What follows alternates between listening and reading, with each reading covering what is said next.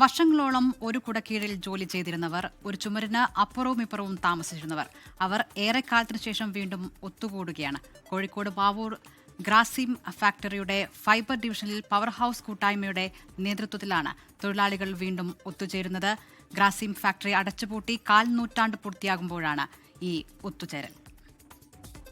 സംസ്ഥാനത്തിന്റെ വിവിധ ഭാഗങ്ങളിൽ നിന്നും 700ഓളം പേരാണ് സംഗമത്തിൽ എത്തിച്ചേർന്നത്.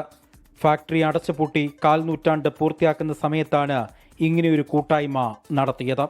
ശാരീരിക അവശതകൾ പലതുണ്ടെങ്കിലും ഏറെക്കാലം ഒരുമിച്ച് സൗഹൃദത്തോടെ തൊഴിലെടുത്തവർ വീണ്ടും ഒരു നോക്ക് കാണാൻ അതിരാവിലെ തന്നെ മാവൂർ ചാലിയാർ ജലക്കിലെ വേദിയിലെത്തി.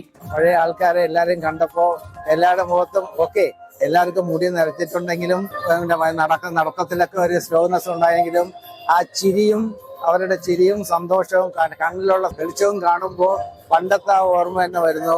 എൻ്റെ കൂടെ വർക്ക് ചെയ്ത് അവരുടെ കൂടെ തന്നെ ഇപ്പോഴും ഞാൻ വർക്ക് ചെയ്യുന്നതായിട്ട് ഒരു തോന്നലും അവരുമായിട്ടുള്ള ഇത് ഒരു ഒന്നിച്ച് കിട്ടാനുള്ള ചാൻസ് കിട്ടിയാൽ വളരെ വളരെ സന്തോഷമായിട്ട് ഇന്ന് കൂടുന്നുണ്ട്. ഫോട്ടോ എടുത്തും അനുഭവങ്ങൾ പങ്കുവെച്ചും ഒത്തുചേരൽ മറക്കാത്ത അനുഭവമാക്കി.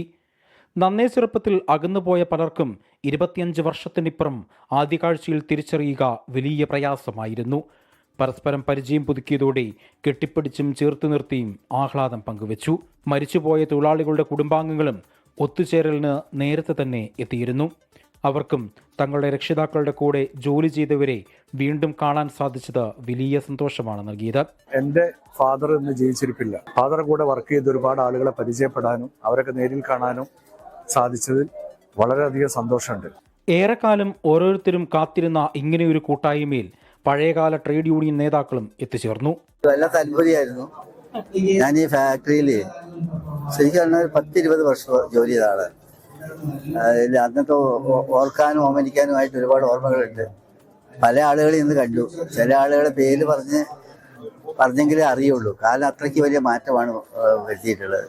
അതിരാവിലെ തുടങ്ങി വൈകുന്നേരം വരെ നീണ്ടുനിന്ന കൂട്ടായ്മയിൽ അവസാനം ഒരു പുതിയ പദ്ധതി നടപ്പിലാക്കണമെന്ന ആവശ്യം മുന്നോട്ട് വെച്ചാണ് ഓർമ്മകൾ പുതുക്കാൻ എത്തിയ പഴയകാല തൊഴിലാളികളും അവരുടെ കുടുംബങ്ങളും മടങ്ങിപ്പോയത്. 24 കോഴിക്കോട്.